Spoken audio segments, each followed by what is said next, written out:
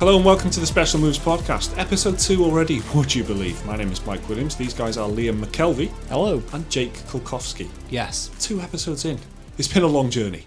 It's been 4 days, hasn't it? Can you believe it? It's literally, yeah, we were here 4 days ago. It's been, been a quick turnaround, I guess, but this is the way we wanted to do it. We wanted to launch podcast and then we're following up quickly with episode 2. We're going to be talking about some games later on that these guys have been playing, 2 Point Hospital.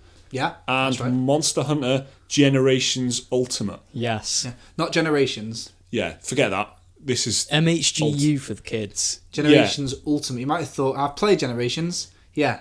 You've not played the ultimate one. Why you? That's a Vice article. Why you need to forget everything you think you know. Yeah. About Monster Hunter Generations, because this one's Ultimate, baby. But first of all, we're going to talk about Red Dead Redemption 2, and not in the excitable, positive terms that you may have come to expect from the entire internet, because apparently some people have seen some gameplay of the upcoming Western open-world game from Rockstar, which everyone you think is uniformly excited for. They've seen gameplay for it, and they were bored.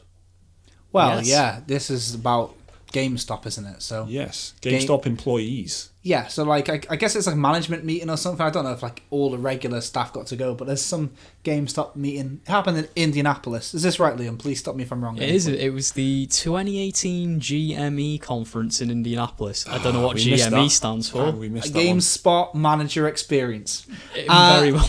Do you know what I mean? They need to. I'm going to go with extravaganza. If they could, if shoehorned an A in there, it would have spelt game. Yeah. They should have just made that extra bit of effort. Do you know what I mean? But maybe that's copyright infringement on the well-known UK retail brand, Game. Well, it would have been like the GameSpot Annual Manager Experience. Add the word annual because it happens every year. Easy. Add the word amazing, associated. Yeah, what are you doing? How are you messing up? So anyway, they had this thing, and I guess they gave Rockstar gave a little presentation to them so they could see what's what, and I guess get a bit more experience with. Yeah. It was apparently a 20-minute live demo of the game. Yeah. And so these were GameStop employees who've seen it. And it just didn't go down very well, apparently, because of just how, I guess, slow-paced it was, is the only way of putting it. This all comes from a kind of a social media post, I guess I should say. Someone shared this online on their Facebook page or whatever. And they were just kind of saying that it was a beautiful game. This is the general takeaway, okay? It was a beautiful game, but it was mostly a horse riding simulator. Mm-hmm. Very difficult to stay awake. That's what one commenter said. Yeah, it's like my dad fell asleep during Jurassic Park. Does that make it a boring film? My dad falls asleep movies as well. Yeah, exactly. Do you know what I mean? Well, what do we know about this?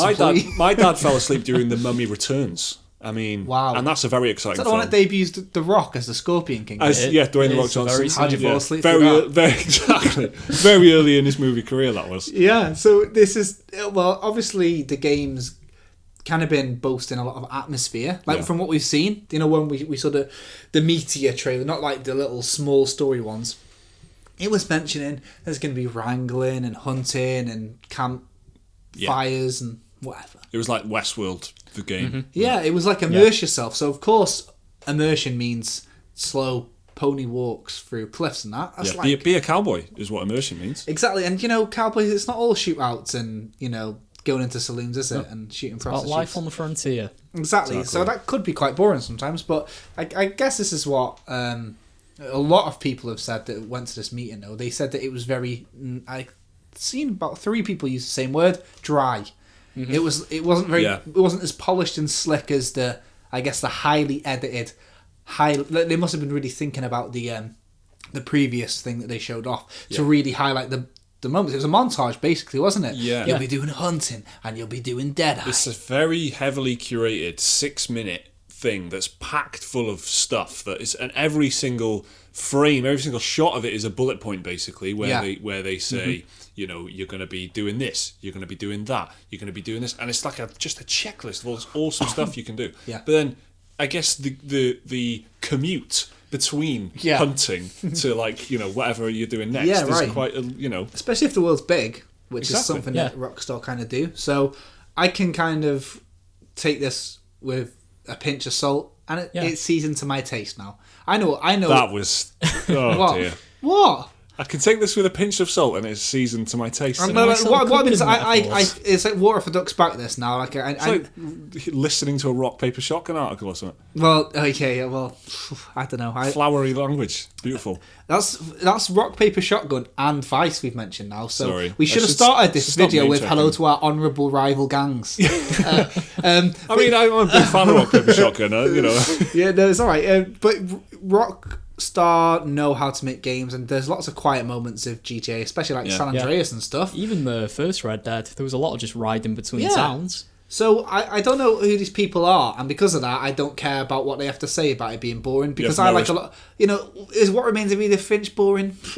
Who's to say? Yes, it is. Well, exactly, and I don't know what I'd like it if I could see what other games they like and stuff like that. That's the thing about critics and reviewers. You can kind of get a feel for what games that they like. So like if I say Firewatch is boring, and you know that I sit and play Walking Simulator all the time, you'd be like, Jesus, this guy. But you know what I mean. So if it's like if these guys have got their bar set to other Rockstar games and they're saying it's boring for a Rockstar game, and I could take them a bit more seriously, then I'd be like, oh, this is a bit... Yeah. But at the moment, I'm just like, whatever. Well, I mean, considering it's, GameStop employees, you'd expect them to have a certain degree of passion and knowledge of what they're talking about. Right, I guess so. They want to work in a game shop, and they have done that. So one of the kind of descriptors that came with this social media post was there was a shootout after a bank heist, but before the heist we saw 15 minutes of meandering through some woods and some plucky guitar playing. But that sounds about right to me. That sounds like what I remember from Red Dead Redemption. That's like half of The Last of Us. Well, yeah, exactly. As well, a lot of The Last of Us is placing a plank against the wall. People forget about that because it's such a great, experience. Because the highs are so high, right? Yeah, exactly. Yeah.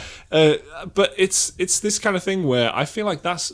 Well, it was exactly what people who complained about Red Dead Redemption 1 were saying, because there is a lot of horse riding. There is, an awful lot of just riding the horse and listening to dialogue, which is exactly what they do in GTA. You just sit in the car, drive to the, to the next bit, and you just get story like that by seeing these two characters interacting in some way. So it sounds like about right to me. But I think I'm kind of with you there. Like I don't know how much I can,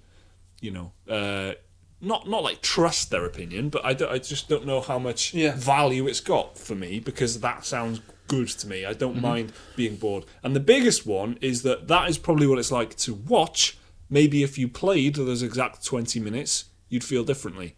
You know what I mean? Just because it looks quite boring in 20 minutes, in a 20-minute chunk like that, it doesn't mean those exact same 20 minutes would be boring to actually play yourself. That's the whole thing about like a game. Like you might be on a horse for a while and go, "This is a bit boring now. I'll get off it." Yeah. The thing you do, you don't even think about it because you've stopped yourself getting bored by changing it up. Yeah, you're in control of the. Exactly. So when you're watching someone else playing a game that you want to play, not exactly how you want to play it. Like I used to watch my mates play in Oblivion and that. I'd be like, oh, I'll do that now. And then he'd miss an item and I'd have to try to be like, oh, you've missed it. So it's like when you're watching a game like that, you've got an idea how you want it to go. Yeah. So you're right. And I think that's definitely going to be adding to people's, like, I don't know, they're going to be on pins a bit, aren't they? Like, oh, I hope something good happens soon because this is a bit... Ooh. Yeah, and also you don't get the same kind of, relaxed kind of immersive thing of just feeling like, I'm riding through the desert now on my horse and I'm a cowboy, and you're just watching someone else doing that rather than doing that yourself and having that immersive experience yourself, which is what they're shooting. They're completely shooting for immersion, aren't they? And I guess the footage will be like them slowly going along all the paths. Yeah. Not like full on horse sprinting over rocks and like trying to go off a cliff. And that, like, when I play it, that's what it's like. It's not very graceful to watch. I just like make a head first dart and try and like Skyrim it up some cliffs with my horse, and it doesn't always go well. But like, they're not going to be wanting to shoot for that, are they? They're going to want you to feel like, whoa, look at the way that the horse moves along the dusty path or whatever. They're going to be trying to make it like quote unquote cinematic. So. I mean, in the demo as well, like that 20-minute demo, they're not going to spoil all the big like set pieces and stuff, are they? Yeah, exactly. Because they want that to be a surprise for everyone. They maybe could have chosen a better slice of the game, but or a bit more of an intense slice, But Yeah, it's very interesting. It was a lot of this was discussion, by the way, on Reddit rather than just one person complaining. This was like a back and forth between a few people. I think it was on a GameStop Reddit, right? So it was like specifically like it was a bit of some sort of fucking GameSpot managers just showing off that they were there. That's the thing about it, because it was an exclusive event. Anybody that was there will conjure up an opinion on it because it's kind of like the whole. It's like the Cyberpunk thing, isn't it? Like when they showed off that E3. Everybody was doing that. I can't say anything yet, guys, but trust me. It's like that, the GameSpot equivalent of that. It's like manager of the Indianapolis branch here, and let me just say, I was also, kind of hiding a little snooze there. Do you know what I mean? Everyone wants to throw their opinion, even if it might not be as well thought out as it could be, because they kind of just want to brag that they saw it. Yeah, that's very true. And it wasn't all, people saying it was boring. It was like one person said, I thought Red Dead Redemption 2 looked great. Definitely Game of the Year contender. I mean, based on 20 minutes of gameplay, I don't know. Obviously it probably is going to be a Game of the Year contender. But safe better. Yeah, exactly. Someone said there was I've already read that bit out, Mike. Read the right bit out, Mike. Someone says, don't get me wrong, I still think the game will be fantastic. Just the demo was kind of boring to watch. So they recognise that some of the things they saw could be like a lot of fun and good as part of the whole wider game, but the actual demo that they saw. So maybe it was just a matter of they chose a bit of a weak chunk of the game. Which doesn't seem like a very Rockstar thing to do, does it? Like, because normally they're like so slick. They are, yeah. But this was a different thing. This was like just for some people, just not. It wasn't part of their carefully curated internet hype machine. It was just like, to show some of the GameStop managers. Raw, I guess, as well. Like this is honestly how the game's going to be. But I wonder how different that would be if the horse had like the radio. Because think about GTA. Loads of people know all the songs from GTA. Exactly. Off by heart. Same with Fallout. And why? It's because you're listening to it so much. Because you're spending so long wandering around. So... But it's masked by the fact there's a radio. But because Red Dead doesn't have that, I guess the silence is going to feel a lot bigger. Yeah. Just because it's not filled up with like the quirky adverts and stuff that really passes the time. And I guess that's the one thing Red Dead's going to lose out on when it comes to GTA 5. Pacing will feel a little bit more sparse, I guess, because of the plucky guitar or whatever. But maybe there's like a gramophone you can get to just hitch it on the back of of your horse. Yeah, man. That might help. I know you can put Dead Deers on there, so maybe it's not just like having a little wagon behind you trailing. Just a big wagon, and you could have one of them like saloon piano players that are like always playing the piano like constantly. Like dun dun dun dun, just towing behind you. Yeah, exactly. Just kind of lassoed. Yeah, just drag that person around with you. Barbershop quartet. There was loads of instruments back in the day, man. Use some of them, innit? And it could be good. Yeah, but that's obviously a part of it, and I think the pace of the game is probably going to be quite slow, and it doesn't. So what you have to do is remember the ranch missions in the first Red Dead. Oh, exactly. Like where you pretty much just holding A to follow Bonnie. Yeah. And she was just like chatting to you. That's exactly. I suppose at least you had the dialogue to keep you interested back then. But I mean, you imagine that's how it's going to be. That is like a staple of Rockstar games. Well, especially like GTA and Red Dead Redemption. Anyway, just these big open world Rockstar games. Just listening to people talking while you travel from one place to another is a massive part of it. And I feel like that's the bit that everyone forgets when they look back on it. They always think like top tier, 10 out of 10 throughout. But some people don't actually get on that well. All the downtime. Yeah, I really enjoy it. I mean, I'm totally fine just holding A and listening to people talking to me because I know that there's going to be something else at the end of it. And I enjoy listening to like voice actors and dialogue and stuff, and it's great. But not a lot of people like take against it. So yeah, maybe people just kind of forget that a bit too easy or something. But there you go. Some GameStop managers and employees thought that Red Dead Redemption 2 looked a bit boring based on the gameplay slice that they saw. Another thing that happened this week was Star Citizen, which is the studio kind of turning back on plans, I guess, to charge fans to watch a stream from a convention, from like a Star called Citizen. like Citizen Con or something. Something like that, yeah. Uninspired.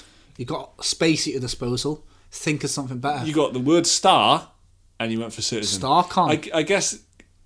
Nah. I feel like that's probably already a game. Yeah, no, there's loads you could do, man. StarCon's already like a sci-fi RTS from the 90s. Do you know what I mean? I feel like that already exists. I bet you he thought of Roberts Con. Chris Con. Yeah, Chris Con. So Chris Roberts is the figurehead. The director, lead, the man, Yeah, Marshall. the proper guy, man. Yeah. He's the leader, and he's like, what does he call himself again? The chairman. The chairman. Which is very... So let's refer to him as the that. chairman from now on. So Chairman Roberts, it basically gone back on it, and the original plan was to charge Star Citizen backers who can't make it $20, yeah. $20 For digital access, they called it. Yeah, so it's like a pay-per-view stream, Yeah. like it's WrestleMania or something. Yeah. But it's not, is it? It's just like, here's what you can spend more money on in a bit. Well, so it got you access to basically to watch the entire... all the main It's events. literally everything, right? Like all panels and Exactly. keynotes and everything So like that. you got access to the actual keynote presentation, and you also got access to complete coverage of, like you said, Liam, panels, presentations, everything that was an event with like a time slot on it. Yeah. You could watch it. So I guess this is the thing that it always causes confusion, and why some fans in the community are always like, oh no, it's absolutely fine, because it is still technically crowdfunding. They're raising funds for the game by doing stuff like this. And then the other side, and what you see from people on the outside and people who've become kind of disenfranchised with the game and fundraising and stuff, and they've fallen away, they think it's a bit of a con because they're just charging money for everything.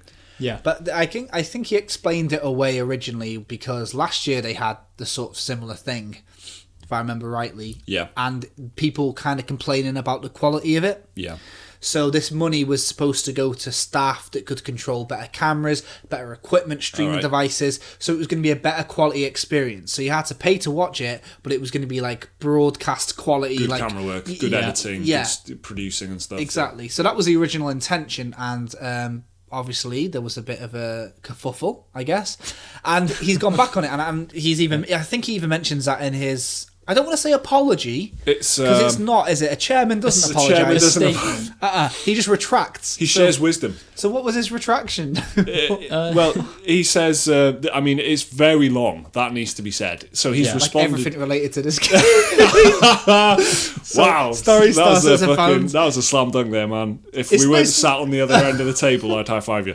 It was honestly, it was a really long message on like the forums type thing, because the reaction to this was very fiery. Like they didn't just, they you can tell by how long and drawn out this kind of statement was.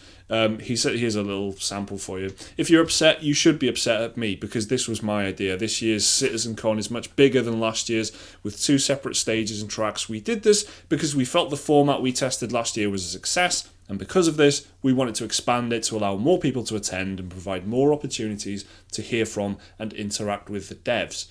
Now, I feel like that is a full-on retraction and a whoa, yeah, we were wrong. Because sometimes you do get like this from I guess I always get confused. Robert Space Industries is the name of the fake company within the universe, but Cloud Imperium Games. Cloud Imperium is real. So you always get this from Chris Roberts, let's say. Anyway, it's this kind of sticking to their guns mentality. They do kind of like they'll follow through with things, and they do kind of take things on the chin a lot of the time and ride it out. They trust like their own judgment, or Chris Roberts trusts Chris Roberts' own judgment. For sure. And so this time they've just flung their hands in the air and gone, we're sorry. And Chris Roberts personally has gone, do not be upset at anyone else. This is all me. Chris Roberts. Yeah, the chairman. Yeah, your chairman. And he does say, it does mean like lower, we'll cut back on the cost, like lower quality camera work or whatever he said, or whatever. So he is making it clear as well that it is going to be lower quality, but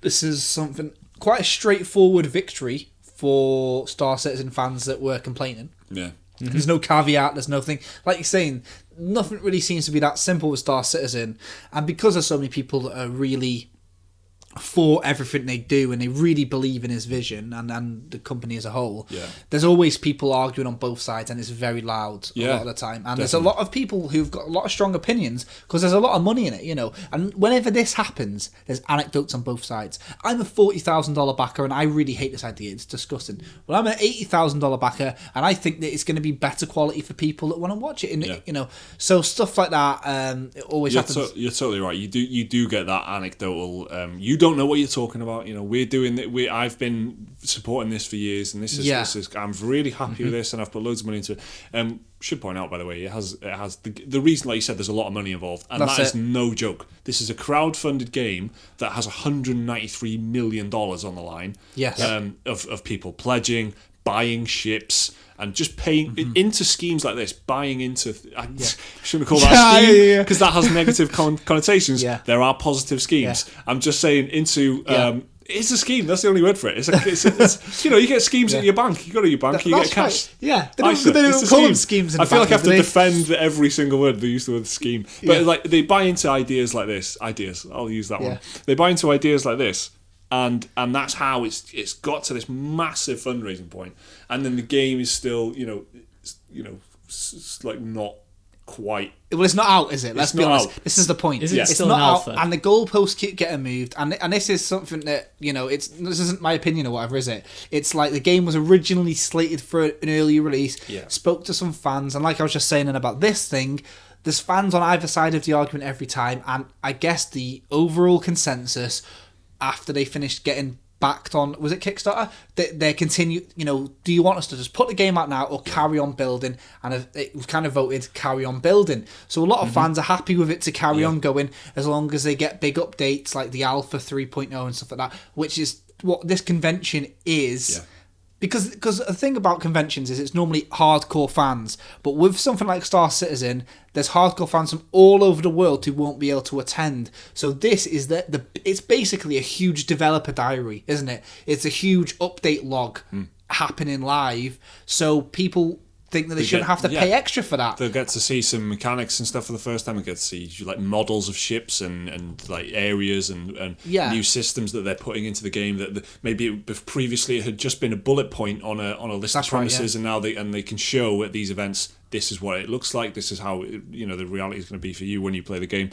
So the game, but that's the bottom line, isn't it? The game is a long way off. There's a lot of money on the line, and I think it's if you can do something like this and just take the reaction, swallow it, and go, fine, we were completely wrong. I'm sorry, and go back, and that's completely what they've done. And they've said they've waived the fee entirely. They've apologised completely, and it's back to how. What else can they do? Exactly. Because trying to when a reaction is so fierce that that you need to write that long of a blog post to explain yourself, that this is basically the only option, right? So that is a bit of Star Citizen news, I guess.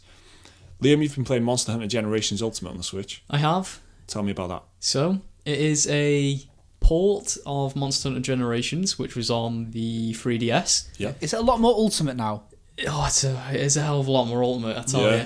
I don't know what that Ultimate bit is yet, because I'm only 2 hours in. Can I ask you a very important question? Where is the colon? Is it Monster Hunter Generations Ultimate, or is it Monster Hunter Generations Ultimate? There is no colon. It's all one. It's all one. It's Monster Hunter Generations Ultimate. You think they're going to play by the book? You got to say it. Not in this Ultimate Edition. You can't stop for a breath. That's to all be said in one continuous. Monster Hunter Generations Ultimate. Okay, so how does it handle on the Switch? So then? It's if you've only ever played like Monster Hunter World, it's actually very different because this is based on the old style of Monster Hunter, Monster Hunter Classic, if you will. Ultimate, yeah. But it's missing all the like the little quality of life changes they made in in World, like so all the gathering and having your pickaxe and everything. So for the sake of anyone who doesn't know, Monster Hunter World was the recent. It came out this year, right? It's the big console, and it's on PC now as well. PlayStation 4, Xbox One, current gen Monster Hunter, which kind of just brought the series to a much bigger audience, like bigger than ever before. A lot of much needed updates to the series formula, I guess. So this one has just arrived on the Switch, and it's not quite that because it's based on It's based on the older games, yeah. But yeah, it's good so far. I'm only like 2 hours into it, but if you've ever played a classic Monster Hunter game, you'll feel right at home with this one. And surprisingly, it holds up quite nicely on a Switch, given that it's been ported off of 3DS and up-res to HD and whatnot. Yeah. It looks quite nice. It's very colourful, it's vibrant. Yeah. Monster designs look great.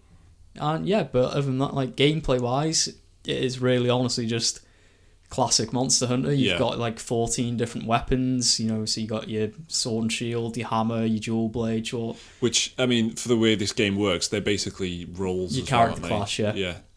But yeah, like and the only thing really different about Generations is you have something called Hunter's Arts, which are like special abilities. Hunter's Arts. Arts. Hunter's Arts. Arts. I can't speak. Arts. With a T. Yeah. With a T, Like yeah. Art Attack. Yes, like Art Attack. Sorry, I'm just hearing arse attack.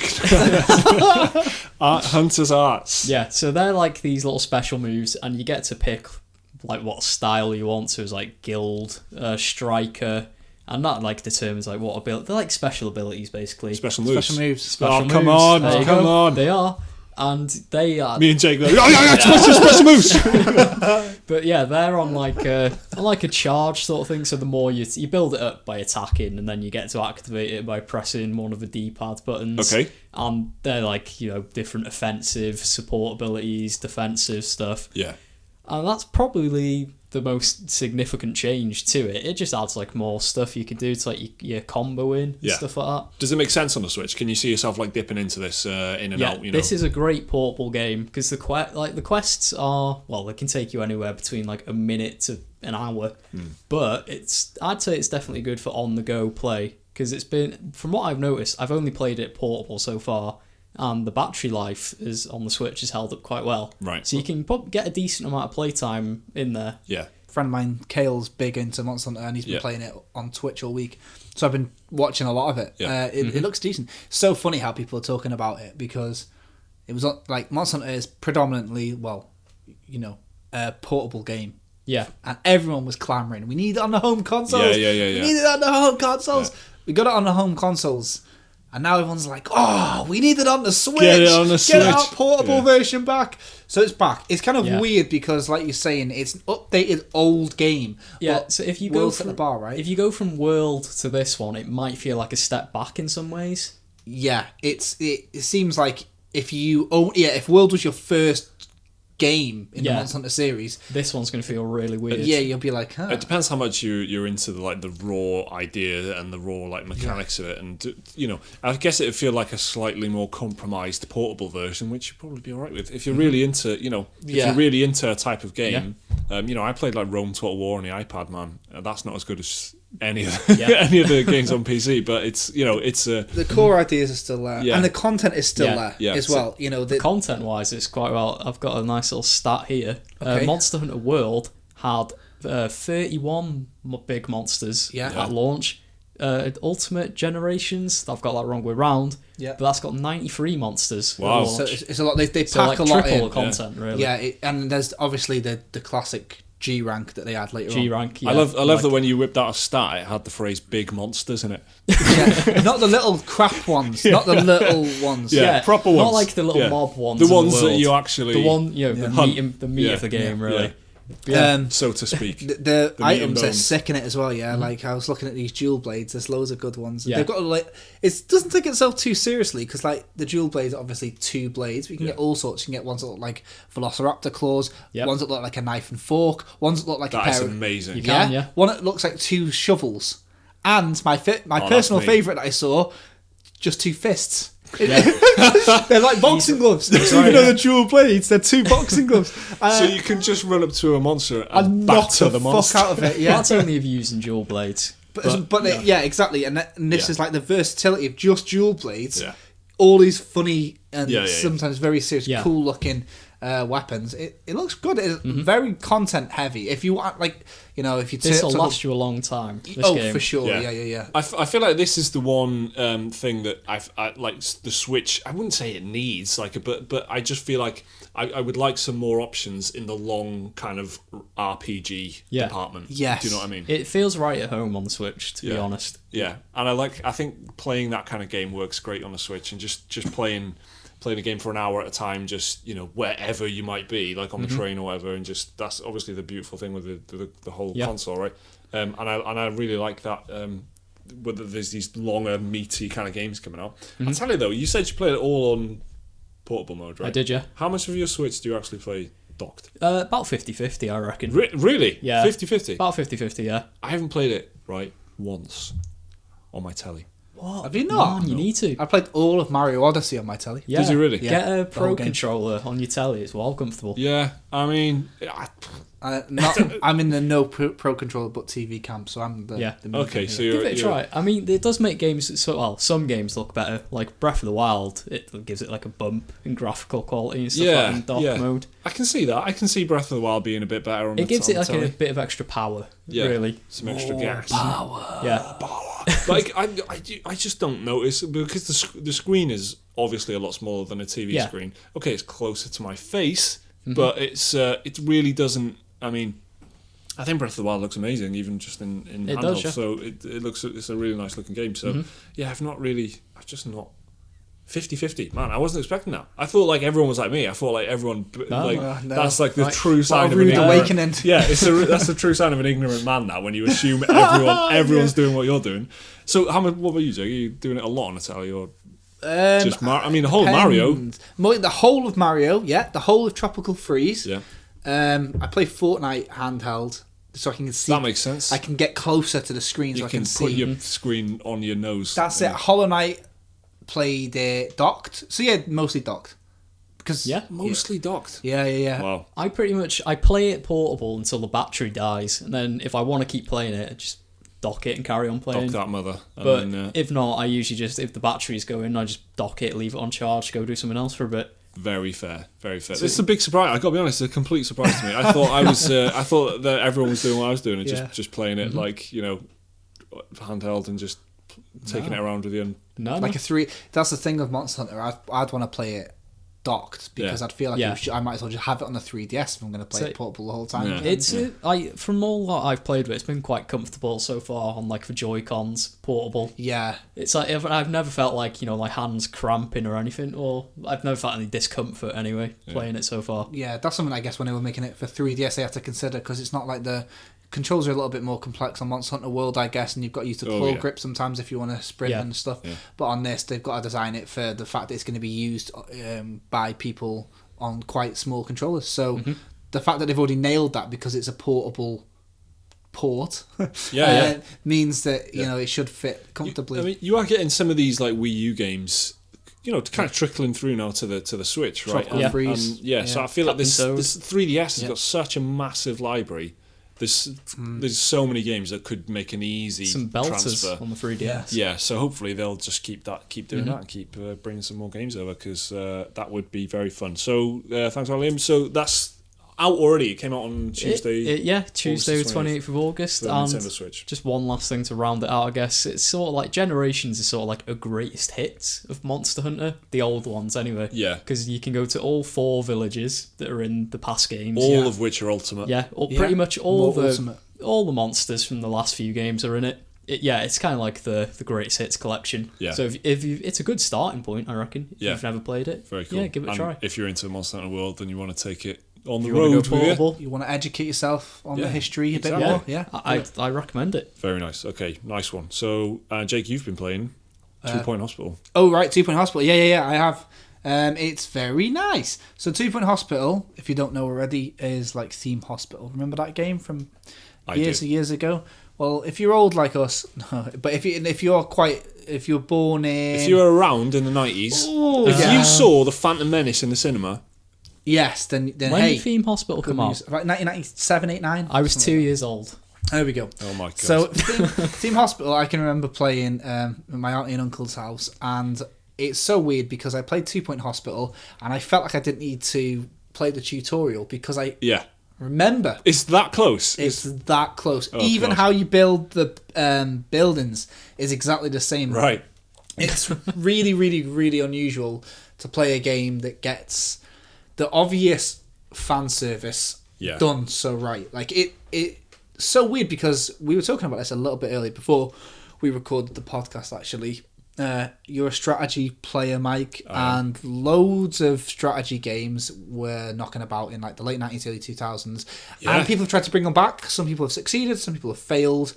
But there's a lot of that. Usually it's the same people as well. It's like they may have made something like Total Annihilation or something, and then it's they just a lot of the like Peter Molyneux games, isn't it? Because Yes. Theme Hospital was Peter Molyneux, right? Yeah, what was it? And Bullfrog? Bullfrog, Bullfrog Lionhead and people, Dungeon yeah. Keeper. Yeah. We've had War for the Overworld and all that. Yeah, basically Peter Molyneux is the greatest developer of all time, as we already know.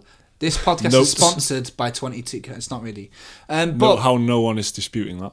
Peter Molyneux is damn good. No one in this podcast is arguing Yeah, against Peter Molyneux. I've not got a little worth it, Peter is it? Molyneux fact for you later on as well. So Why are we waiting till later? Look forward to that. Oh, that's Does he cameo? exciting. Because I don't know if 2 we're going to talk Hospital. about the other game that I've played, but if we do, it's Well, related it's to our that. podcast, mate. We can do whatever the hell. Oh we yeah, want, so- okay. Well, if you're the boss, so Am I? Well, you're the boss of the podcast. You're like the I'm the host. podcast shogun. All right. So speaking of the boss, being the boss of a hospital, it was That's okay. two It was now. okay. It was okay. I can't remember what the first one that was. was. Okay, that was okay. The other one was about seasoning. Oh yeah, the seasoning and the salt. I felt that and was there's a bit- an okay Season segue. was taste. Yeah, but Do we have to do the scheduled banter now? Does that count? the regularly scheduled banter. Yeah.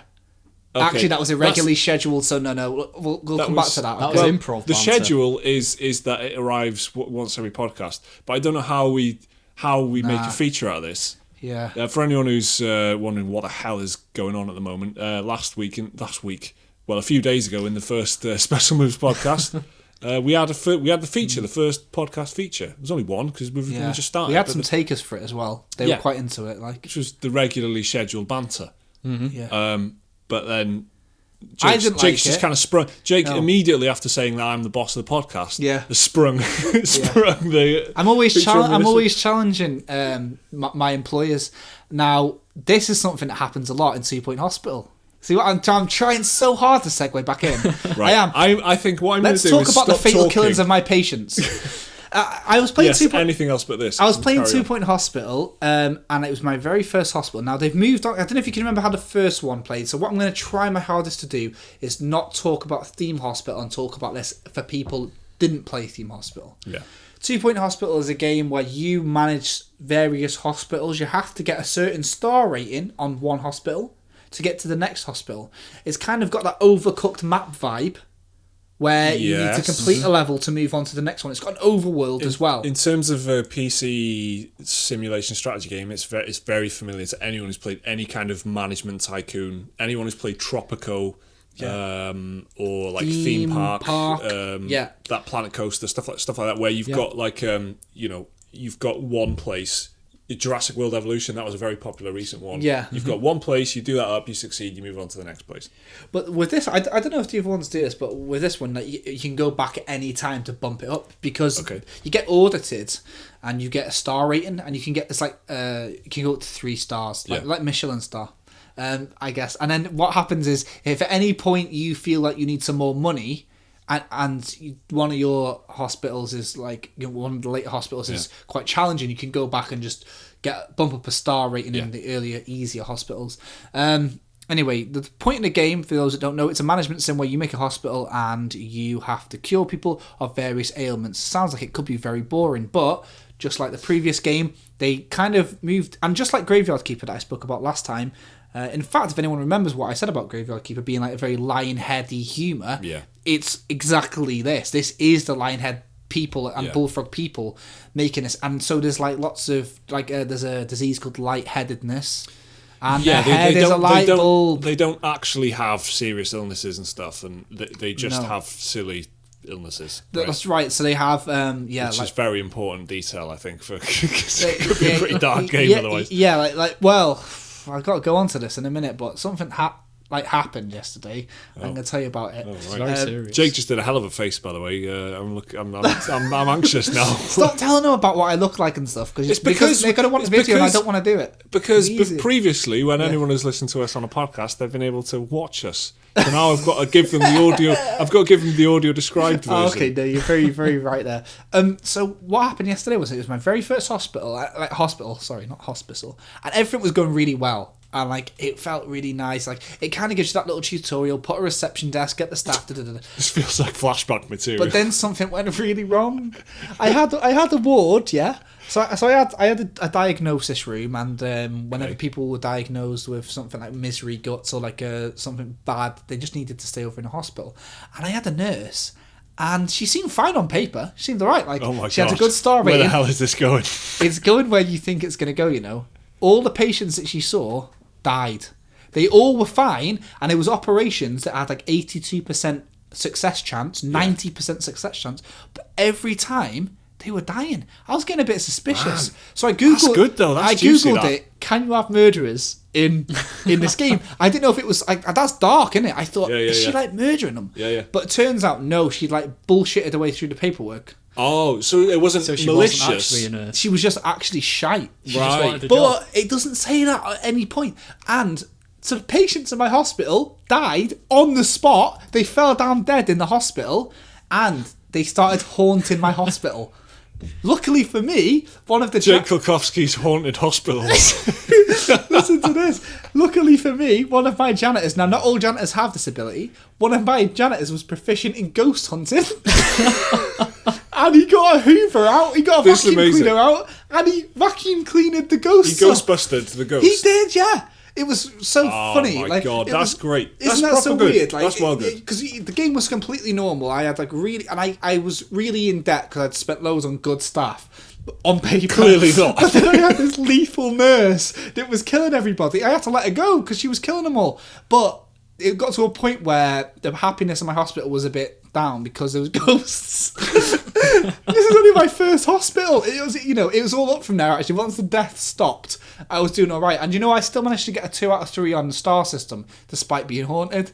So listen, this is just a little segment of my time in 2 Point Hospital. I thought rather than go really broad like I did with Graveyard Keeper, I'd just tell you this anecdote, and that's great. No, it's that's got good. It all. Yeah. That's what reviewers do. That's what I always get annoyed at. I know I've called out 2 other publications do you want to stab who it? I enjoy. Yeah. I was just just a little remark. But the reviewers always do that in games. They just start with a story rather than get into the actual. Well, I don't need to carry on because like it's more of that. It's like you make your own fun. Like, that's ace, man. Would that have happened if I didn't hire that specific nurse? I don't know, and I don't know if the staff are randomly generated or if I didn't do this. I was planning on trying the first level again, just to see if I had the very same staff and stuff like that available. But the way it feels is like. Again, like quite a lot of strategy games, there's 3 doctors that I could have hired or nurses or whatever. There's 3 staff, and then it says next candidates will be applying in 17 hours. Okay. So if you don't fancy any of them and you can wait a day, you can try your luck with somebody else, know. And you can, so it works like that. But there's lots of cool things, and the only other thing really, which is a bit mobile game-ish, but it's not done with microtransactions or anything like that, is that you've got your regular cash flow, but then you've got like these coins, I can't remember what they're called.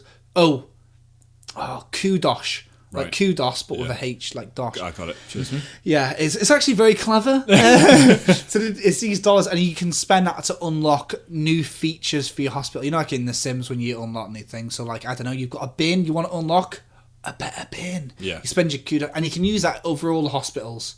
So you can carry that with you. I think the end goal is you can get a solid gold toilet. So there's lots of different items you can get, like magazine stands and better drinks machines and stuff like that. But it's really addictive, really light. Even the death is funny. It sounds well fun. It sounds well good, man. You know what? And it's made by the people that actually did Theme Hospital back in the day. You're going to feel so at home if you played it that you don't even need to look at a tutorial. Even if you've got a vague memory of how it worked, like I can always remember putting plants down to shut everyone up when they were all whinging. It's still the same.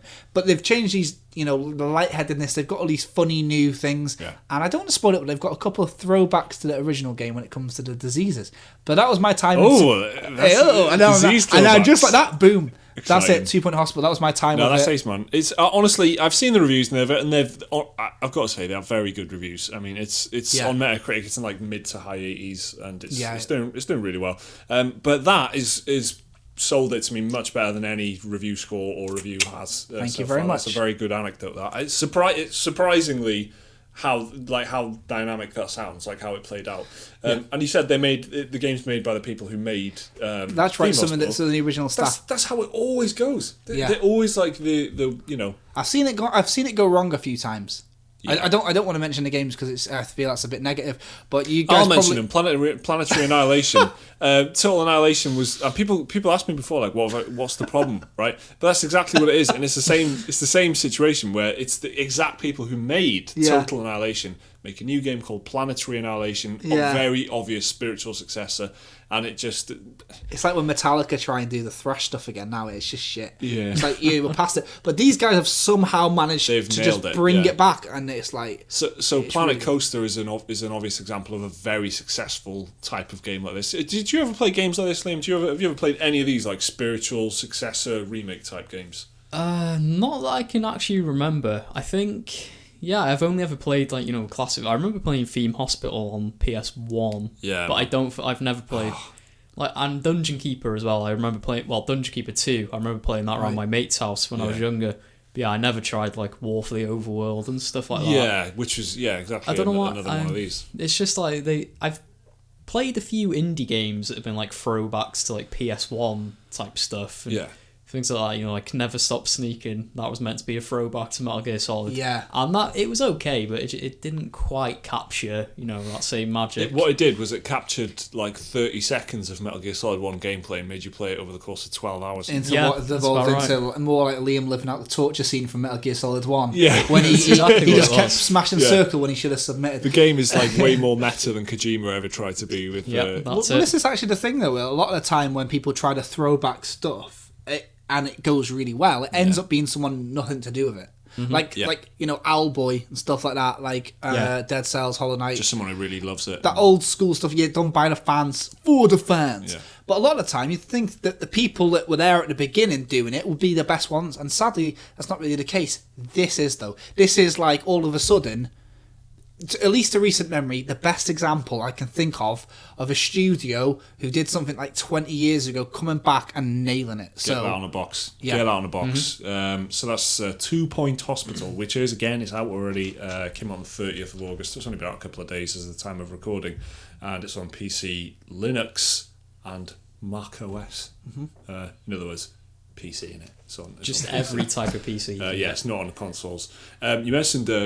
playing on PS1, the Theme Hospital. Yeah. I know I said earlier I was only 2 when it came out, but that's because I played it when I was like 5. Because I remember my uncle had it on PS1, and I played it when we went to visit him one weekend. You were nostalgic from a very young age, looking back at these classics from the age of 5. No, I was 5. I don't know what I thought of it. the PS1, man, they had so many strategy games. Like they put like Civilization. I had Command and Conquer. Did you have 2 discs on? Yeah, definitely Dune as well. There was one called like, which is very similar. It was like Kill, Crush and Destroy. Did you ever play that one? No. That was quite fun. I remember Sure that wasn't a Metallica album. Yeah. it might have been. But it was like KKND Crossfire or something. Oh, right, okay. That was pretty cool. That was a strategy game, like very Red Alert-ish. I liked Theme Park World. Was a really good one. That was probably my favourite one that I played on the PS1. Command and Conquer was cool because you had the GDI disc and the nod disc and it felt like you were getting 2 games. But Theme Park World was like, because I was young when I played it, and it was a little bit more aimed at kids, I guess, because it had that like the guy who I think he was an exclamation point, but he was like the paperclip, the Microsoft paperclip. Oh, right, and he kept popping up, and he was like really entertaining. Yeah. They had a lot of great PC games on, like proper PC strategy games on the PlayStation. I remember 1. it's not a strategy game, but I remember playing Diablo 1 on PS1. Yeah, I didn't even know it was on PS1. Yeah, I remember playing it because you could do. I think you could do co-op on it. They did a lot of like those spin-offs, like Baldur's Gate had like a version for the PS2 and Xbox, didn't it? Dark Alliance or whatever. PS2 big style because you had like Medal of Honor. Like, what was it called? Frontline. Or Frontlines or something on PlayStation 2, but it was it was like Allied Assault on exactly PC. But it was just kind of like the D-Day landings. There was like 2 soldiers or something on the PS1 version. Yeah, the real divide. But they managed to nail this, and it was really flipping good. I'm looking forward to going back to it. To be honest, I had a nice time with it. So what else have you been playing? You've been playing something else, you were saying? Oh yeah, I have. Yeah, are we gonna do it? Yeah. Right, Donut County. I played that. It's wild good. This is a game about holes. All right, yeah. David Lynch once said, "People don't." Carry on. People don't see the hole; they only see the donut, which is a nice analogy. I'm not going to all go into what that means. Why bring it up then? Because it is. I wanted to start with a poignant point about David Lynch. I can't just start with an anecdote and I can't do the same thing I just did with 2 Point Hospital again, can I? So I've got to go different. So this way, I'm going to bring in like. This is turning into Jake Kukowski's quote hour. I've only done one, haven't I? Yeah, but that's one too many. Here's another quote. Peter Molyneux. No, I'm just kidding. But this is actually the Peter Molyneux fact I had for you earlier. Right. Go on. I know that we've seen this together, and Yeah. you guys might have seen it who are listening. Peter Molyneux is famously a guy that has all these like really silly ideas, like what happens if we make a cube, and if the players get inside the cube, they become a god. Well, that inspired this Twitter account of a guy who was a fake Peter Molyneux account that would tweet stuff like a game. Peter Molyneux. That's it, Peter Molyneux. Well, Donut County started as a Peter Molyneux tweet. You know that game, My Beautiful, what's it called? Katamari, the one where you're like a ball and you roll. Peter Molyneux said, My Beautiful Katamari, but you're a hole that absorbs everything instead of gets bigger. And that tweet started Donut Is that County. real? That's a real story. That's what led to the development That's of what led Donut to the County. I've got to say, Jake, you're bringing a lot to this podcast today. That's cool. It's Thanks good. very much, man. I've been waiting for that. I remember dynamite, I that. almost told you in the kitchen, and I said, I got the fact that was it. So in case you're wondering, all podcasts, is he going to whip out that fact? That was it. Donut County is a game where you play as a whole that absorbs everything, and it's got a story arc. How the hell does that work? Well, this is how. You're a raccoon that works for a donut shop, and people order donuts, and you give them a donut, right? But you just give them the whole, and you basically absorb them all. And this little... Sorry, that got very conceptual very quickly. You just give them the whole, and you absorb. So the story, Please explain how that works. Okay, so it kind of works through a series of flashbacks. 99. It does, right? Basically, the game kind of starts 99 meters, 99 feet below Donut County in the earth. Okay, I just want to say that now I understand why you brought up David Lynch. And everyone's around a campfire, and they're all shouting at this raccoon, and you don't know why. And then each level is each character's flashback of how they got into this hole. Oh, right, great. And it's all because something happened, and they ordered a donut through an app. And the donut that was delivered to them was actually this whole thing. I don't want to actually ruin the story because it's only a very short game. This game was made by Ben Esposito. Yeah, it is like Despacito. And he's been making this game for years and years and years. There's a bit of a weird story with it where it had been ripped off by a company on the App Store. Hole.io.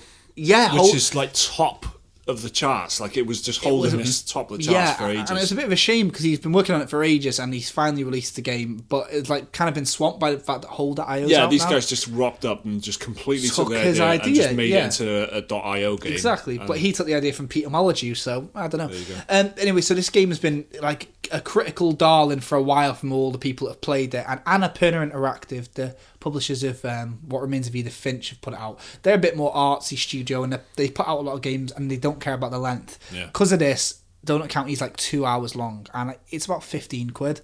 So I want to say that first before we carry on, in case anyone's interested in buying it, but I don't want you to feel stung when if it's important to you that a game is longer than 2 hours. It's a really fun game. Does it play like Puzzler?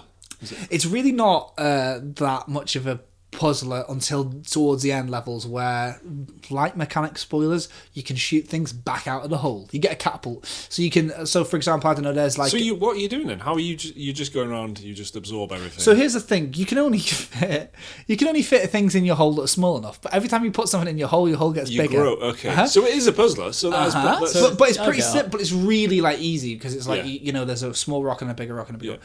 But then there's parts where like you all of a sudden like, hang on a minute, how do I need to make the hole bigger? So there's a part where there's a carrot in the floor. You absorb the carrot, but you can use the catapult to shoot it into the air. So a rabbit who's on a shelf bites it, and then the rabbit falls in, and whatever. So it doesn't really. Why needs a shelf rabbit? There's so many funny moments in the game, right? I've laughed out loud at it so much. There's this bit between the coyote and the raccoon, and they have an argument, and it's amazing. It's like Night in the Woods has got quite funny dialogue. This is well funny. It's very hipster. It's very Aubrey Plaza. You know what I know exactly what you mean. You know what I'm saying? Yeah. Every character in there could be played by Aubrey Plaza. Yeah. And the setting is somewhere Aubrey Plaza would live. It's just Aubrey Plaza. I know exactly what I mean. The graphics are really, really nice. The gameplay is very simple but very fulfilling, and it's only 2 hours, so it's literally like you sit down, you commit to it, you can have a really, really nice time, and it's got that sort of that humour. Hopefully that kind of explains it. But that's it. Donut County. I would say it's the best indie game I've played this year, unless Dead Cells counts. And if that's the case, no. But if Dead Cells I would doesn't say count, Dead Cells does count. okay, That's well, India. all right. Well, Dead Cells is the best indie game, and then second to that, Donut County, and it's 2 hours long. I've done Which it again, is, considering it's a 2-hour game. just like Edith Finch. It's happened again to me, hasn't it? Yeah. Fuck's sake. But that's, if it's 2 hours of like really enjoyable all stuff. killer, no filler. Yeah, exactly. Exactly. So, That's what I was saying, but in like a really long-winded and broadsheet newspaper kind of way. well, that's how they'd say it in Donut County. They'd probably make a donut analogy, like there's no hole in it as well. But that's it. So that's My favourite line of your kind of little chat there was, though, you don't give them the donut, you just give them the hole. And I've just basically been sat here looking at you, trying to figure out what that means. Well, what basically, that really they means. order a donut, but it's a quote-unquote donut. They think they're getting a donut, but what they're actually getting is just a hole in the floor, and it just deploys a hole. But there's a proper story about a series of raccoons, and it's actually good. The story's actually good. I don't know. Unless you Okay. played it, you'll never know. But if I you're will interested play it, in I a will play weird it. story, 2 hours, man. God damn, and anyone that's played it, I'm sure will agree, it's a good story. So that's Donut It's County. about a series of raccoons, so how could it not be? It'd have to really drop the ball into a Aubrey Plaza raccoon ever-growing game. hole Yeah. to not be any good. So that was Donut the County. Special Moves. Yeah, that was Donut County and the Special Moves podcast, episode 2. I feel like that was good. Did you enjoy that podcast, gentlemen? That was a good one. It was a Before nice we say podcast. goodbye, it was a good It's our one, second ever podcast, which means we're nearly halfway Yeah. to our Spotify goal. This Yeah, we need podcast 5 podcasts before Yeah. we can will go. be on iTunes, and it'll be on Castbox, Yeah. and it'll be everywhere else, because we hit our Patreon goal to get that done in 6 minutes. Yes. Which is is awesome. stupid. So if you're listening, and you've been listening since day one, thanks a lot. We know we've just hit you with another podcast when our last video was also a podcast. But hey, these things don't happen often. We've had an exciting weekend, haven't we? Yeah, So- it's basically the launch weekend, right? So it's been unbelievably busy. We were trying to get that welcome Yes. video together, and then the reaction to that welcome video is just, honest to God, we were not been expecting amazing. anything like this. Yeah, which has in turn put us in action stations kind of mode. We've got loads more shit to do, which is a brilliant. Exactly, and this is an important thing for those listening, right? We put a tier on Patreon to have it, so we read out the Patreon supporter podcast names at the end of the podcast. Yeah. There's 47 of you guys, Yep. so we're going to figure out a way of nicely dividing that. Maybe 10 a week. Yeah. From now on, but more on that soon. I you don't know want to what, read though? 47 names out for you guys. I'd rather just say, Do you know what, it's though? really cool. I really want to work it into a feature. Maybe like the I don't Pokemon wanna- rap. I don't want to. Where you go through 'em all, see if we can I get don't want to them. just be going. Yeah. Thank you to this person. Thank you to that person. Thank you to this person. I want to be. Yeah. We can do. We something. can see if we right. can get some flow to it. Yeah. I'll make a beat. More on that later. I promised. all right. No, let's not really. Do That was Pokemon. that was an on-air idea that I'm not I'm not ready for. We'll have, Yeah. Let's not commit to it. I'll make a beat. All right, Jake's gonna make a I'm beat, on and it I'm gonna already. think of a feature. And we're gonna rap all 47 names. Yeah. It's a promise. It's definitely not though. Thanks very much. Yeah, thank you so much. Seriously, there's going to be some actual proper video stuff coming your way over the next week. The next podcast, this is going to be a weekly thing now, so it's going to come out every single Monday. Yeah. We record this, just if you want to know, we record this on Sundays, and we probably will continue doing that until there's a reason not to. So you'll be getting this podcast every single week on Monday, and then you'll be getting a regular YouTube video packed full of good stuff every Thursday. So that's going to be kind of our channel schedule for a little bit going forward, and then we'll hopefully be making some more stuff around that, just more useful, nice, funny, entertaining videos. Wholesome is the calorie important word. free. Whole grain, Yeah. fibrous, Packed of energy. fibrous, Yeah. protein. That's the one, isn't it? Protein packed Protein, videos. That's what's on all the branding now. You can get protein infused Weetabix now. Yeah, Think of that. I will leave you on that note. Thank you everyone for listening to the Special Moves podcast. That was the second episode, and it's only been a few days. Can you believe it? I'm very excited for episode 3 already. Thank you everyone for listening. Like Jake was just saying, you can get this everywhere now. You can watch this on YouTube, but you can get us on iTunes. You can get us on Spotify eventually. We're going to be, 3 more podcasts and we'll be on Spotify. You can get us on Castbox. Wherever you want to listen to your podcast, you should be able to get it. Thanks for watching. Thanks for listening. I've been Mike Williams. These guys were Liam McKelvey and Jake Lukowski. We will see you next time.